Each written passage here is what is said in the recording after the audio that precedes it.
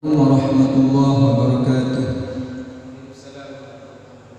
Alhamdulillahirabbil alamin wa bihi nasta'inu ala umuri dunya waddin.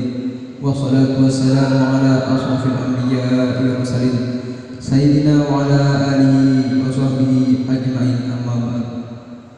Yang saya hormati seluruh jajaran dosen Institut Filsafat Islamiyah Al-Amin dan Buat. Lebih khusus yang saya hormati dosen pengampu pada pelajaran pada kesempatan kali ini, yaitu Ustadz Ruslan MPDI.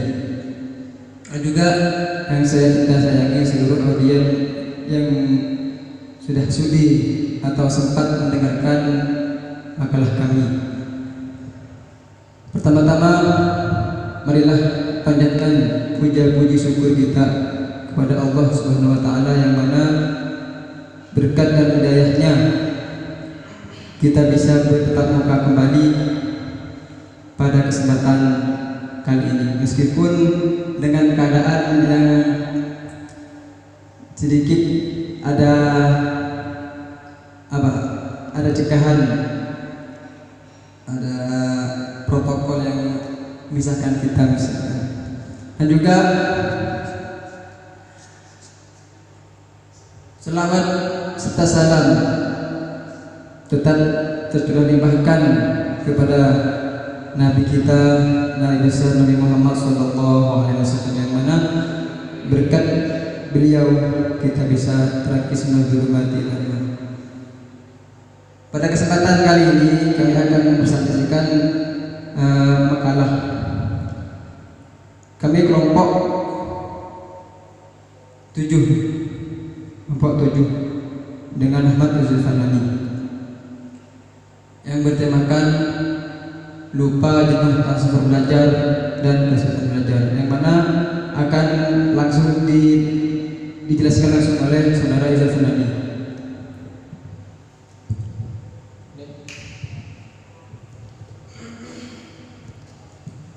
Ya, langsung saja. Pengertian lupa. Yang dimaksud lupa adalah ketidakadanya kemampuan seseorang untuk memproduksi atau mengambil kembali pengetahuan yang telah dipelajari. Selanjutnya, ada beberapa faktor yang mengakibatkan seseorang lupa. Lupa dapat terjadi jika konflik-konflik antara item-item atau materi pelajaran yang ada di sistem memori seseorang. Selanjutnya, positive inference. Gangguan ini terjadi jika item-item atau materi pelajaran yang lama telah tersimpan dalam subsistem akal permanennya, mengganggu masuknya materi pelajaran baru. Next. Selanjutnya, proactive interference. Gangguan ini terjadi jika materi pelajaran baru membawa konflik dan gangguan terhadap pemanggilan kembali materi pelajaran yang telah lebih dahulu tersimpan dalam subsistem akal permanennya seseorang tersebut. Next. Lupa dapat terjadi jika karena perbedaan situasi lingkungan. Misalkan pada situasi saat ini, pandemi COVID-19 ini, biasanya mahasiswa itu presentasi di kampus. Nah, adanya situasi lingkungan pandemi saat ini yang tidak memungkinkan, itu bisa terjadi mahasiswa itu lupa terhadap materinya. Mungkin hanya itu. Next.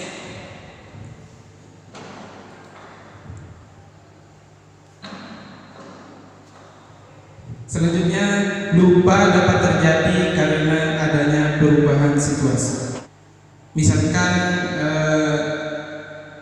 dapat terjadi karena adanya perubahan situasi. Misalkan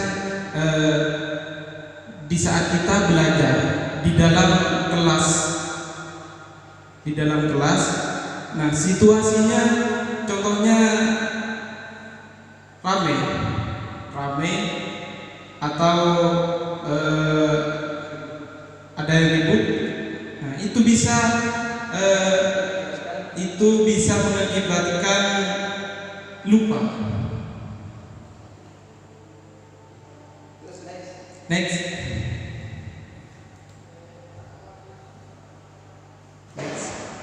Nah, cara mengatasi lupa. Next. Overlearning, belajar lebih. Artinya upaya belajar yang melebihi batas penguasaan dasar atas materi pelajaran tertentu. Next. Extra study time itu tambahan waktu belajar, ialah upaya penambahan alokasi waktu belajar atau penambahan frekuensi aktivitas belajar. Next. Selanjutnya mnemonic device,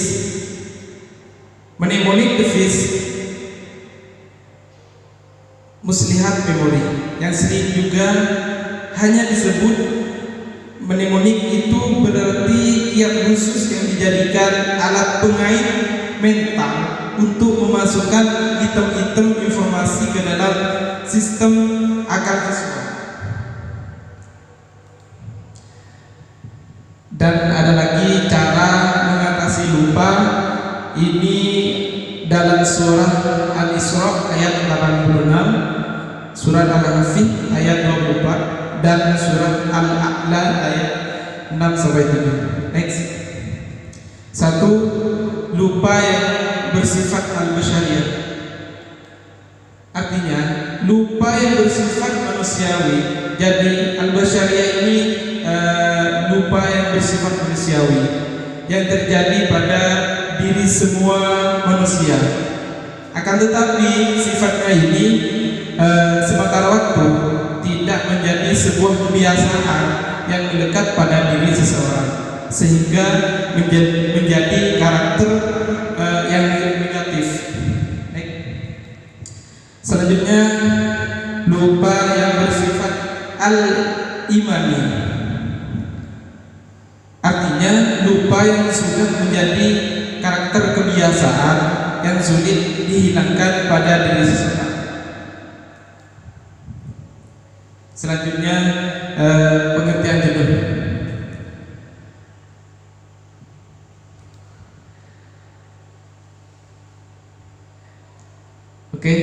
Jenuh yaitu suatu situasi dan kondisi yang menunjukkan tidak adanya hasil yang guna meskipun ia telah melaksanakan proses belajar pada waktu tertentu.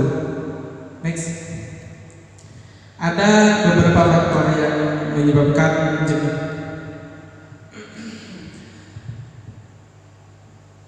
yaitu kehilangan motivasi. Jika kehilangan motivasi, maka mengakibatkan jenuh. Itu. Selanjutnya munculnya kebosanan. Misalkan kita mempelajari suatu pelajaran di dalam kelas. Nah, munculnya kebosanan itu terjadi kita tidak suka pada pelajarannya, tidak suka kepada gurunya, atau gurunya menerangkan tidak masuk akal. Itu bisa menyebabkan terjadinya munculnya kebosanan. Next.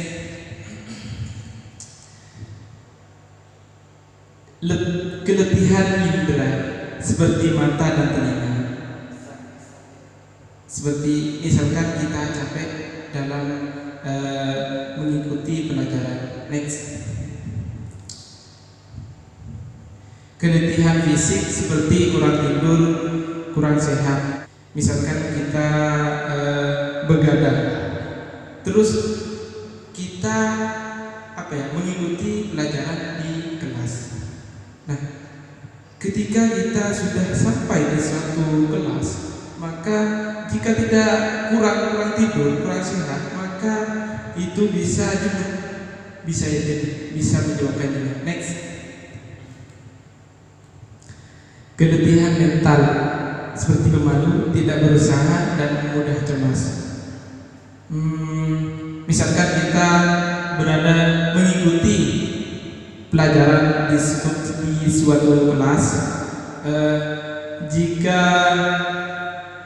disuruh maju sama gurunya atau mempresentasikan makalahnya, tapi sifat seseorang itu malu, mentalnya kuat, jadi dia bisa menyebabkan jenuh. Next, ada beberapa cara untuk menanggulangi jenuh. Next, istirahat yang cukup dan makanan yang bergizi. Next, menata kembali lingkungan belajar. Next, memberikan stimulasi dan motivasi. Membuat kegiatan yang menimbulkan keaktifan peserta didik. Mungkin hanya itu dari saya. Selanjutnya saudara saya Mustafa.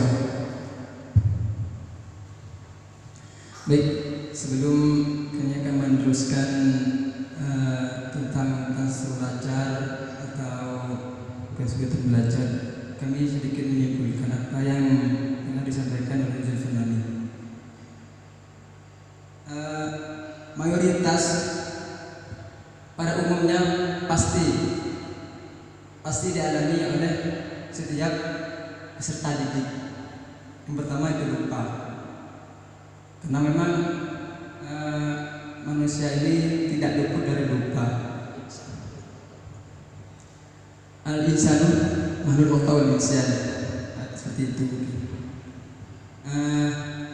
Dan juga lupa itu tidak terus menerus. Ada situasi-situasi yang memungkinkan kita itu lupa atau juga jenuh. Pasti, jangankan peserta didik pendidikan menengah ke bawah atau menengah ke atas, mahasiswa pun pasti mengalami lupa dan jenuh. Apalagi kita belajarnya tidak full, maka lupa akan pasti sering terjadi. Dan sekarang kami akan memaparkan tentang transfer belajar. Transfer belajar ini kita pasti akan mengalami transfer belajar, karena kami adalah jurusan pendidikan agama Islam. Dan juga saat ini pun kami telah terjadi transfer belajar.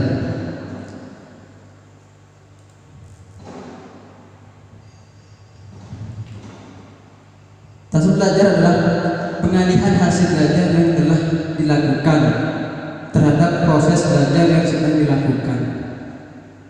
Inilah contohnya transfer belajar. Kita menjelaskan kepada teman-teman ini sudah termasuk transfer belajar. Seperti Zul tadi menjelaskan tentang lupa, tentang jenuh, itu termasuk transfer belajar. Yang kedua, ada pun jenis-jenis transfer belajar. Yang pertama itu transfer belajar positif, yang mana transfer belajar positif ini adalah pengalihan suatu hasil belajar, transfer belajar yang dapat membantu atau bermanfaat bagi proses belajar yang sedang dilakukan, seperti memberikan penugasan yang memungkinkan belajar melakukan persiapan sebelum mengikuti pembelajaran baik di rumah maupun di kelas. Artinya apa? Transfer belajar positif ini, guru memberikan tugas kepada peserta didiknya, sehingga peserta didiknya untuk menjadi belajarnya lebih giat. Misalkan kita sebagai guru beri PR kepada siswa-siswinya itu untuk meningkatkan kualitas pembelajarannya, itu transfer belajar positif. Yang kedua, transfer belajar negatif dapat terjadi jika seseorang belajar pada situasi belajar tertentu merusak atau mempersulit belajar pada situasi yang lainnya, seperti seseorang yang telah terbiasa dengan mengetik dengan 2 jari maka akan sangat menghambat jika ia diajari dengan 10 jari. Maka ini sering terjadi ketika guru tidak bisa mengerti keadaan siswanya. Contoh,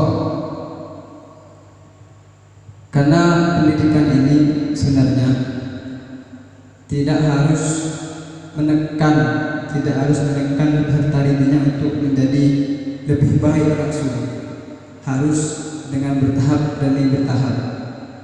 Contoh, ini kan contohnya tadi ketika telah terbiasa dengan mengetik dengan 2 jari maka akan sangat menghambat jika ia diajari dengan 10 jari.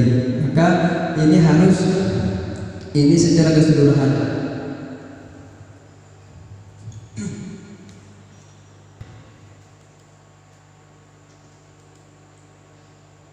Dan juga selanjutnya ada transfer vertikal, adalah pengalihan hasil belajar yang terjadi pada seseorang di mana pelajaran yang telah dipelajari dalam situasi tertentu membantu siswa tersebut dalam mempelajari pelajaran atau keterampilan yang lebih tinggi dan lebih rumit.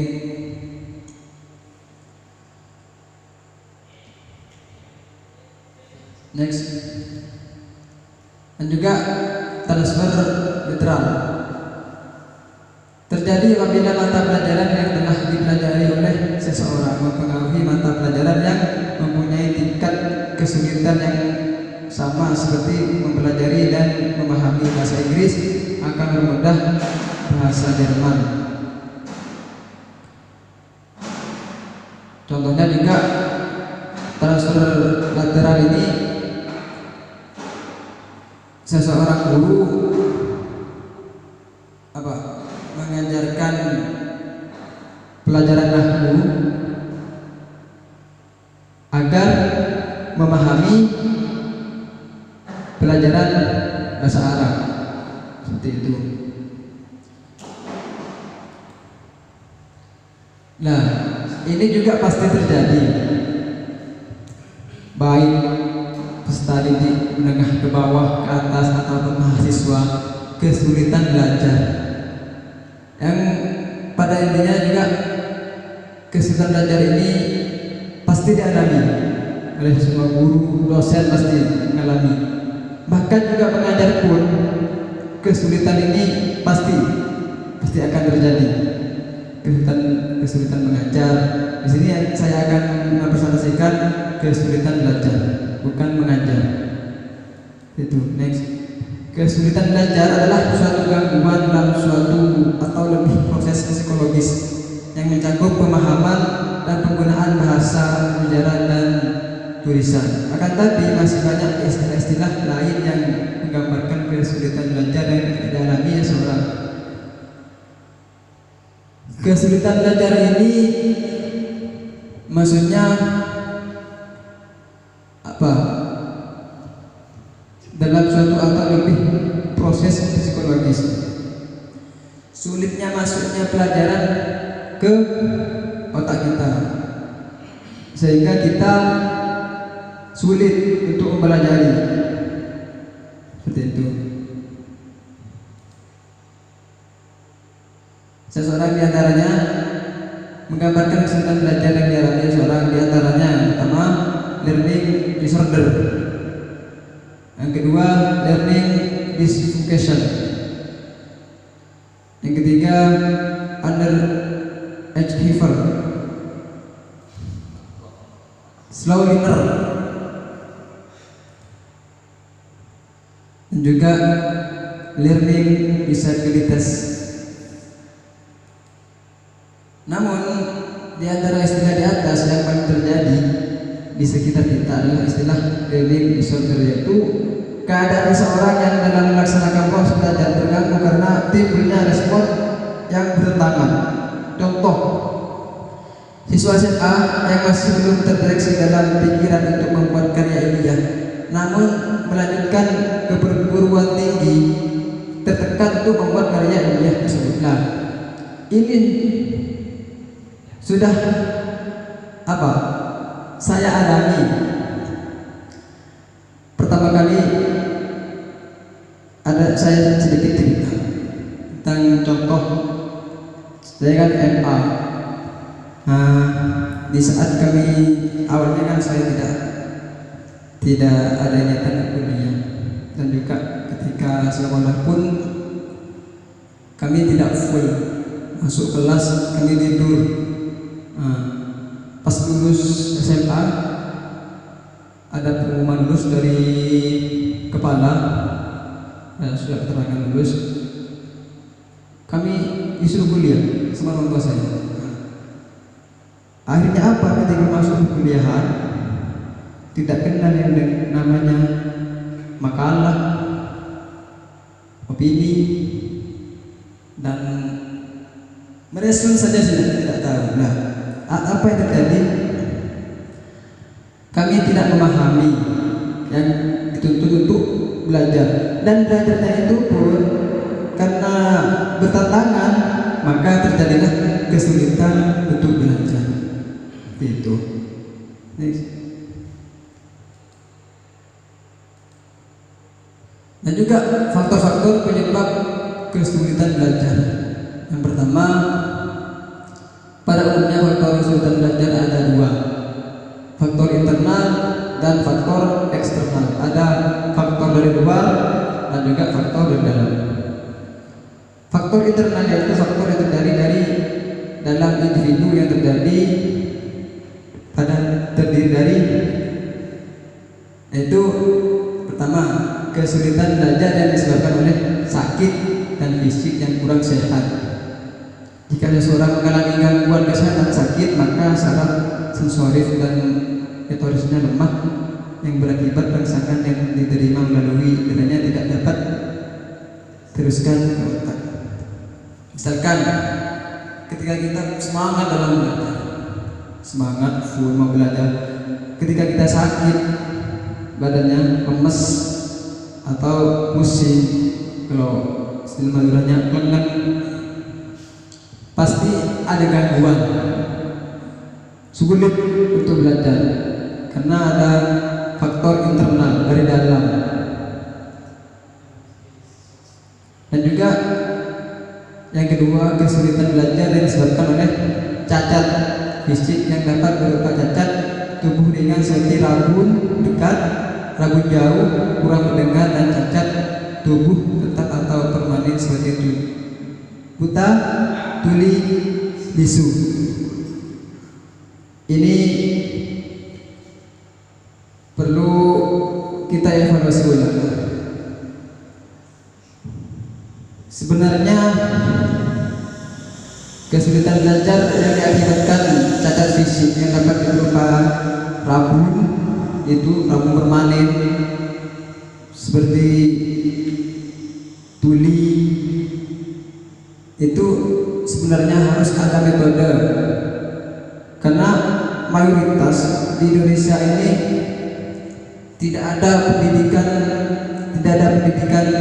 orang buta, tidak ada pendidikan orang tuli. Mayoritas orang bisu, tuli ini tidak punya pendidikan, maksudnya tidak ada pendidikan formal. Yang mungkin ada pendidikan informal dari orang tuanya, cuman kalau contoh kalau bisu yang bergerak, nah, itu menurut saya pribadi masih belum menemukan pendidikan bisu, pendidikan tuli, pendidikan buta. Meskipun ada yang buta itu tahfidz, ada, maksudnya masuk pendidikan formal seperti itu.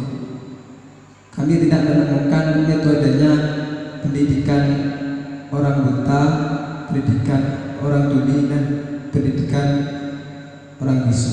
Mungkin dari teman-teman nanti akan menemukan metode seperti yang saya sebutkan tadi. Ini apa? Faktor internal yang kedua, kesulitan belajar yang disebabkan oleh faktor internal. Dan juga selanjutnya kesulitan belajar yang disebabkan oleh gangguan yang bersifat psikologis yang terdiri dari pertama, inteligensi. Rendahnya inteligensi dapat mengakibatkan anak didik mengalami kesulitan untuk mengikuti subjek pelajaran yang sedang berlangsung. Misalnya, seseorang yang memiliki inteligensi di bawah 90 maka akan mengalami kesulitan untuk menamatkan pendidikan di sekolah dasar, dan begitu juga seterusnya.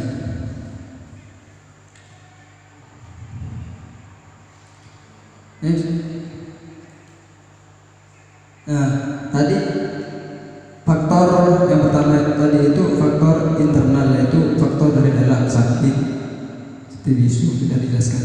Yang selanjutnya faktor eksternal, yaitu dari luar, yaitu faktor yang berasal dari luar individu yang dapat disebabkan kesulitan belajar dan dapat berupa, yang pertama berupa keluarga, seperti cara orang tua mendidik anaknya, hubungan orang tua dan anak, keharmonisan keluarga, keadaan ekonomi keluarga. Ini saya sudah membaca skripsi kakak kelas yang berjudul tentang faktor keluarga, sehingga di penelitian itu saya baca di perpus, di penelitian skripsinya tidak belajar, tidak sekolah karena keadaan ekonomi lemah, sehingga mengakibatkan anak sulit untuk belajar. Itu faktor keluarga. Kadang kita belajar itu, mau belajar atau kuliah pun, ada seseorang, pasti ada seseorang yang mengomel, nyinyir, oh mau kuliah, mau kemana, mau jadi apa. Itu juga keluarga kita, ada yang tidak setuju, ada yang setuju, ada yang setengah-setengah. Itu yang faktor keluarga.